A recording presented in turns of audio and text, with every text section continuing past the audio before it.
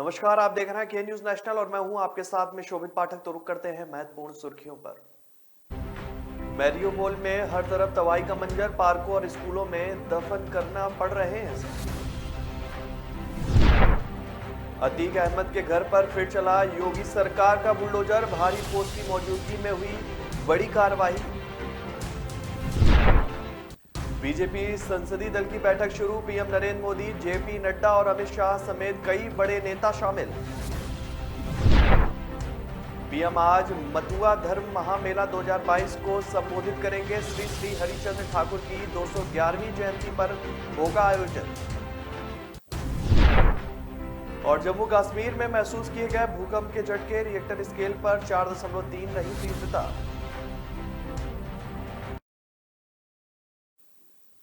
जैसे जैसे समय बीत रहा है वैसे वैसे रूस और यूक्रेन के बीच चल रहा युद्ध भी खतरनाक होता जा रहा है। रूस की तरफ से लगातार आक्रामक रुख अपनाया जा रहा है और उसकी बमबारी और एयर स्ट्राइक से यूक्रेन के आम लोग मारे जा रहे हैं। सबसे बुरी स्थिति मैरियोपोल शहर की है। यहाँ मरने वालों को कब्रिस्तानों में ले जाना संभव नहीं हो रहा है। मजबूरी में इन शवों को पार्कों और स्कूलों में दफन करना पड़ रहा है। कई शव यूं ही पड़े हुए हैं। यह शहर इतना बर्बाद हो गया है कि इसकी तुलना सीरिया के अलेप्पो शहर से होने लगी है। रिपोर्ट के मुताबिक मैरियोपोल में संचार सेवा पूरी तरह से ठप हो चुकी है। जिन लोगों ने बंकरों में शरण ली है उनमें से कई लोग बाहर खाना या दूसरी जरूरी चीजें लेने जाते हैं और काफी देर बाद नहीं लौटता तो उसके अपने लोग अनहोनी की आशंका में रोने लगते हैं। किसी को भी किसी की खबर नहीं मिल रही है। शहर पूरी तरह से देश और दुनिया से कट चुका है। केवल सोशल मीडिया के जरिए ही थोड़ी बहुत जो है खोज खबर अपनों को मिल रही है। वहीं यूक्रेन के कुछ लोगों ने सोशल मीडिया पर पोस्ट शेयर करते हुए बताया कि जो लोग किसी तरह शहर छोड़कर दूसरे देशों में जाने की कोशिश कर रहे हैं उनसे रूसी सेना पासपोर्ट छीन ले रही है और जबरन रूस की सीमा में भेज रही है। करीब 3000 लोग इस तरह रूस भेज दिए गए।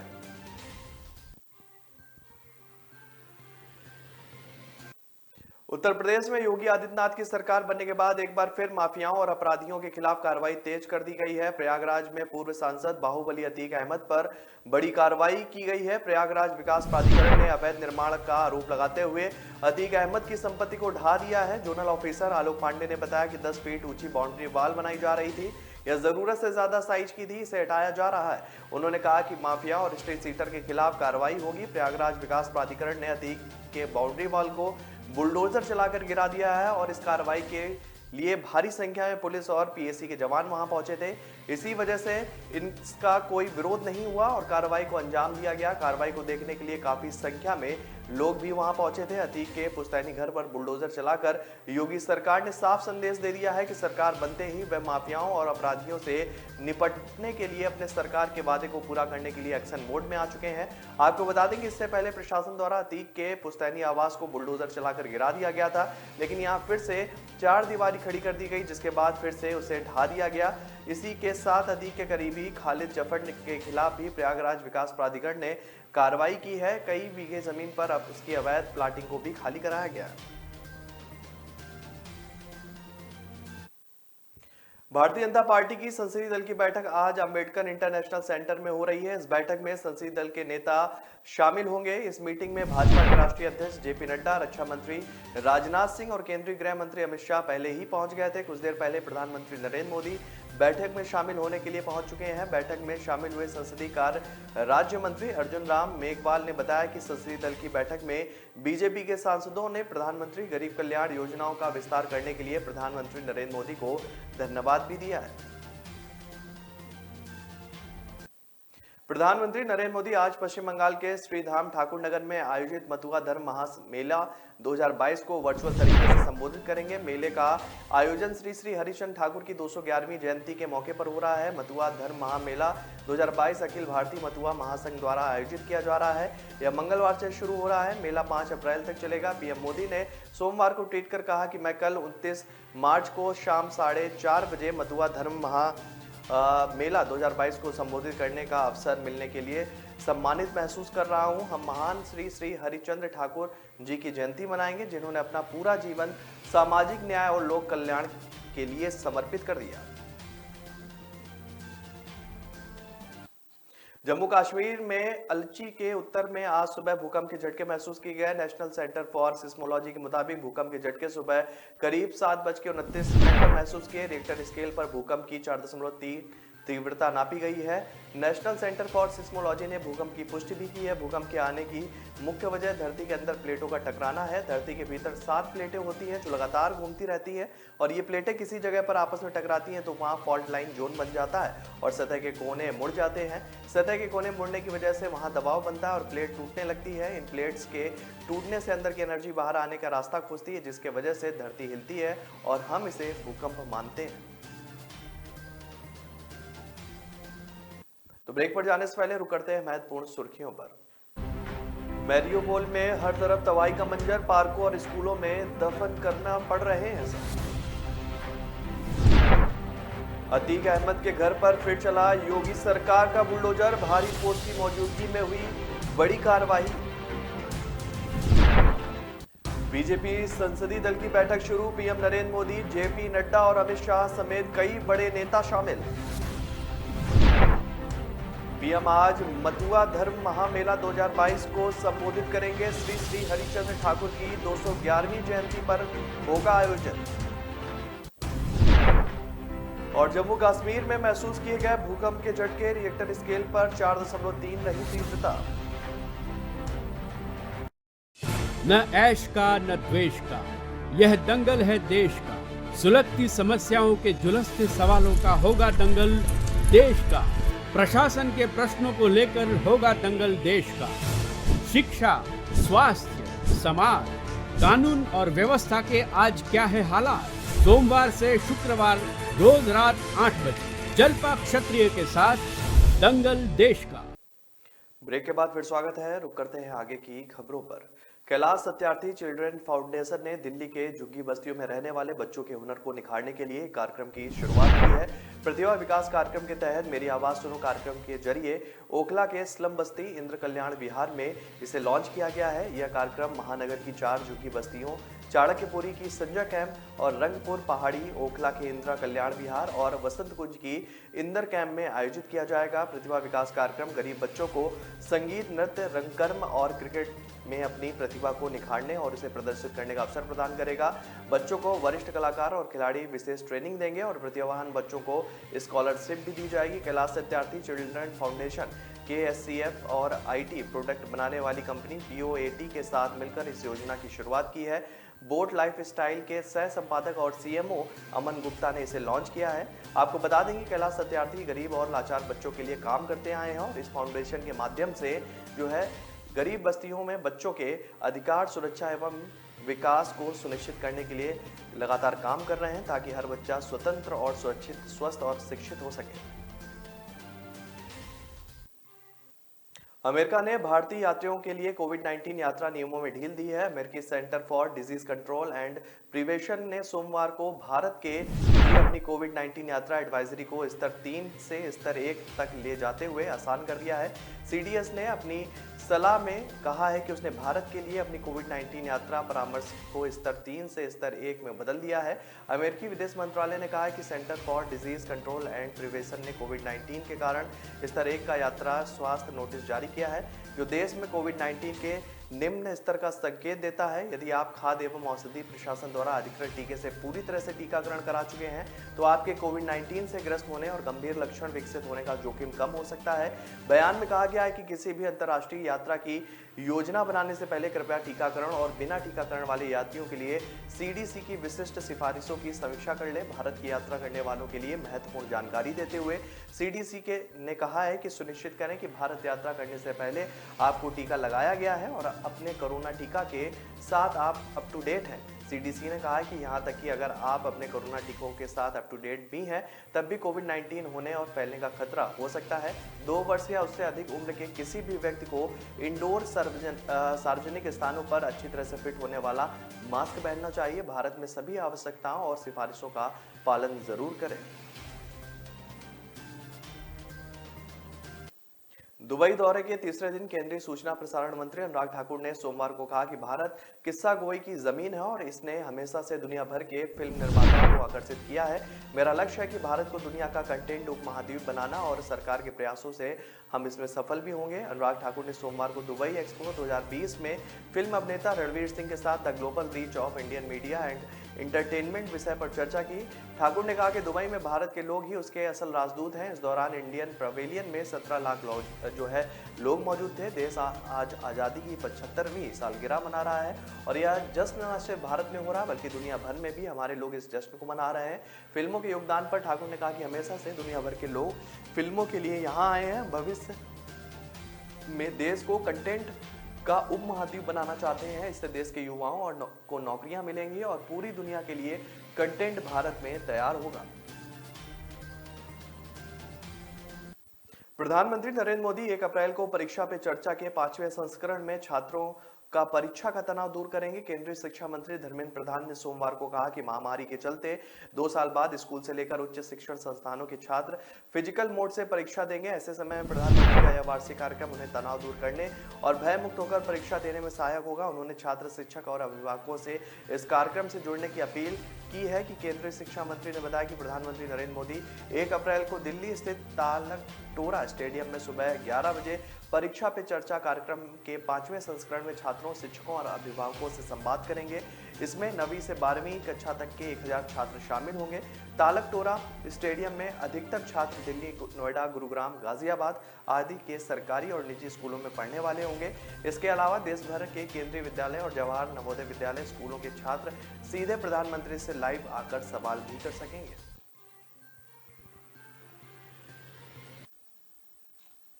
भाजपा के कद्दावर नेता और पूर्व कैबिनेट मंत्री सतीश महाना का निर्विरोध विधानसभा अध्यक्ष चुना जाना तय हो गया है। इसकी औपचारिक घोषणा मंगलवार को लखनऊ में होगी। महाना विधानसभा अध्यक्ष की आसंदी संभालने वाले कानपुर के दूसरे नेता होंगे। इससे पहले वर्ष 1990-91 में मुलायम सिंह यादव की सरकार में कानपुर के हरिकिशन श्रीवास्तव विधानसभा अध्यक्ष रहे। महाना के विधानसभा अध्यक्ष बनने से मुख्यमंत्री योगी आदित्यनाथ की दूसरी पारी में खाली हाथ कानपुर की झोली में एक अहम पद आ जाएगा। सतीश महाना लगातार 8वीं बार विधायक चुने गए हैं। भाजपा की पिछली कई सरकारों में वह मंत्री की भूमिका में रहे हैं और इस बार वह कुल अलग भूमिका में नजर आएंगे। योगी की पहली सरकार में पड़ोसी जनपद उन्नाव बस हृदय नारायण दीक्षित विधानसभा अध्यक्ष रहे हैं और इस बार यह गौरव कानपुर को मिला है। विधानसभा चुनाव के नतीजे आने के बाद कहा जा रहा था कि इस बार महाना को कोई बड़ी जिम्मेदारी मिल सकती है। हालांकि उनके विधानसभा अध्यक्ष चुने जाने की कोई चर्चा नहीं रही है।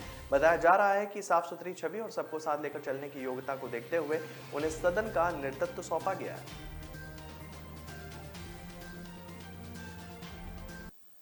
तो ब्रेक पर जाने से पहले रुक करते हैं महत्वपूर्ण सुर्खियों पर।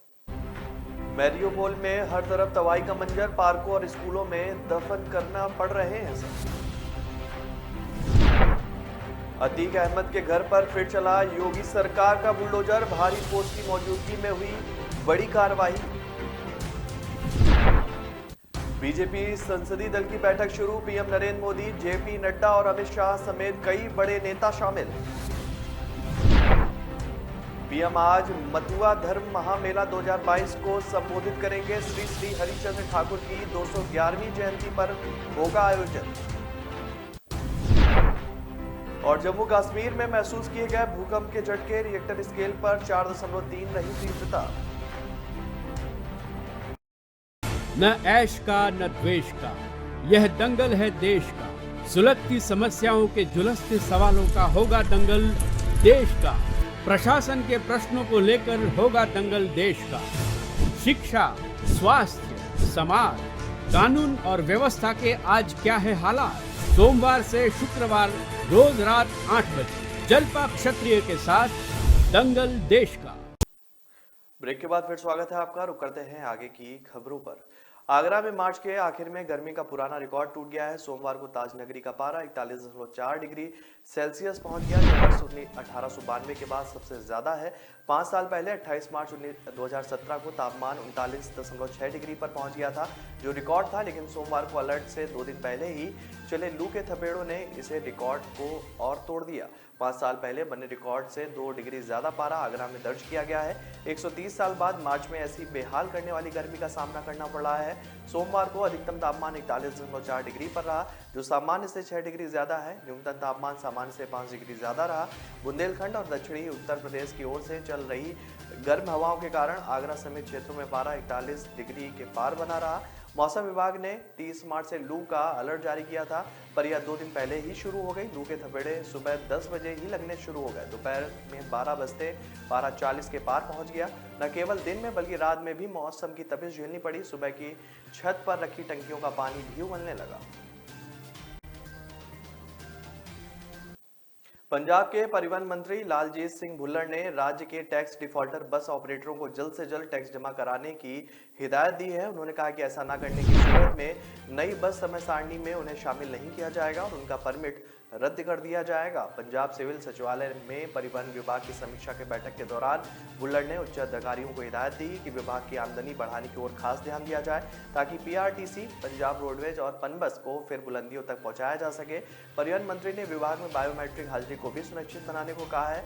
मंत्री ने अधिकारियों को हिदायत दी है कि विभाग द्वारा आम लोगों को दी जा रही सेवाओं को समयबद्ध ढंग से मुहैया करवाया जाए। भुल्लर ने अधिकारियों को हिदायत दी है कि पंजाब के बेरोजगार युवाओं को प्राथमिकता के आधार पर बस परमिट जारी किया जाए और इस प्रक्रिया से दौरान पूरी पारदर्शिता सुनिश्चित की जाए और यह कार्यक्रम संबंधित नीति के अंतर्गत पूरा किया जाएगा। इसके साथ ही परिवहन मंत्री ने परमिट रूटों में अवैध विस्तार करके बसें चलाने जैसे मामलों की गहराई से जांच करने के भी निर्देश दिए। उन्होंने सरकारी और प्राइवेट बसों का बस अड्डों के अंदर से होकर जाना सुनिश्चित बनाने की हिदायत देते हुए कहा कि उल्लंघन करने वाले कर्मचारियों के विरुद्ध सख्त विभागीय कार्रवाई भी की जाए।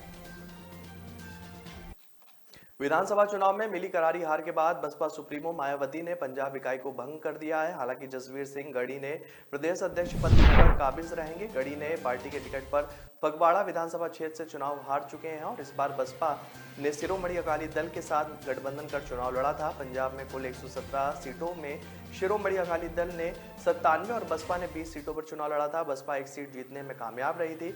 नवाशहर सीट से बसपा उम्मीदवार डॉक्टर नक्षत्र पाल ने आम आदमी पार्टी के ललित मोहन बल्लू को हराकर यह जीत हासिल की है। इससे पहले शियद भाजपा के साथ मिलकर चुनाव लड़ता रहा। हालांकि कृषि कानूनों के विरोध में किसान आंदोलन के बाद उन्होंने गठजोड़ तोड़ दिया।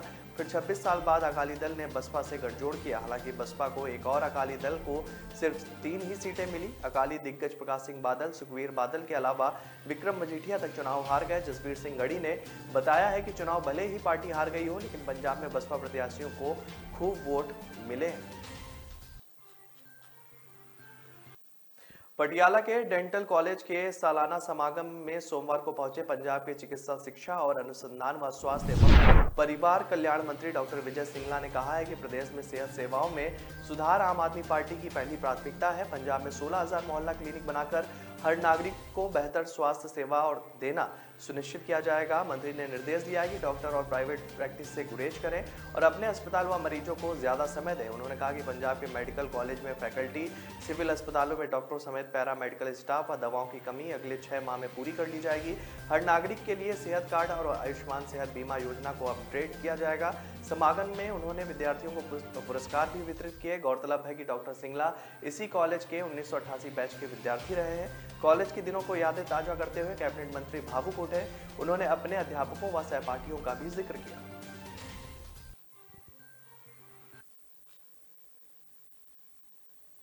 रूस और यूक्रेन के बीच 34वें दिन भी जंग जारी है। दोनों देशों के बीच शांति वार्ता को लेकर भी कोशिशें जारी है।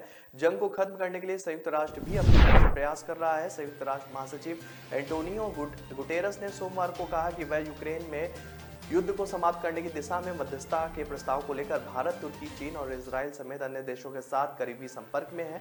रूसी राष्ट्रपति व्लादिमीर पुतिन ने 24 फरवरी को यूक्रेन के खिलाफ सैन्य कार्रवाई शुरू की थी। गुटेरस ने संवाददाताओं से कहा कि मैं ऐसे कई देशों के साथ करीबी संपर्क में हूं जो राजनीतिक समाधान के लिए मध्यस्थता के विभिन्न तरीकों का पता लगाने के वास्ते दोनों पक्षों के उच्चतम स्तर पर बात कर रहे हैं। संयुक्त राष्ट्र महासचिव एंटोनियो गुटेरस ने कहा कि मैं अपने तुर्की मित्रों के साथ बहुत निकट संपर्क में रहा हूं और इसी तरह मैं भारत के साथ भी कतर, इजराइल, चीन और फ्रांस और जर्मनी के साथ भी करीबी संपर्क में रहा हूं। मेरा विश्वास है कि इस जंग को समाप्त करने के लिए परिस्थितियों का निर्माण करने के वास्ते ये सभी प्रयास कर रहे हैं। या पूछे जाने पर कि क्या वे सभी देश उनके प्रयास का समर्थन कर रहे हैं, तो एंटोनियो गुटेरस ने कहा कि मुझे उम्मीद है कि वो समर्थन जरूर करेंगे।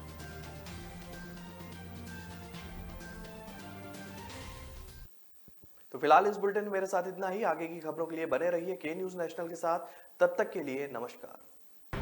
मैरियोपोल में हर तरफ तबाही का मंजर, पार्कों और स्कूलों में दफन करना पड़ रहे हैं सब। अतीक अहमद के घर पर फिर चला योगी सरकार का बुलडोजर, भारी फोर्स की मौजूदगी में हुई बड़ी कार्रवाई। बीजेपी संसदीय दल की बैठक शुरू, पीएम नरेंद्र मोदी, जेपी नड्डा और अमित शाह समेत कई बड़े नेता शामिल। पीएम आज मथुआ धर्म महामेला 2022 को संबोधित करेंगे, श्री श्री हरिचंद्र ठाकुर की 211वीं जयंती पर होगा आयोजन। और जम्मू कश्मीर में महसूस किए गए भूकंप के झटके, रिएक्टर स्केल पर 4.3 रही तीव्रता।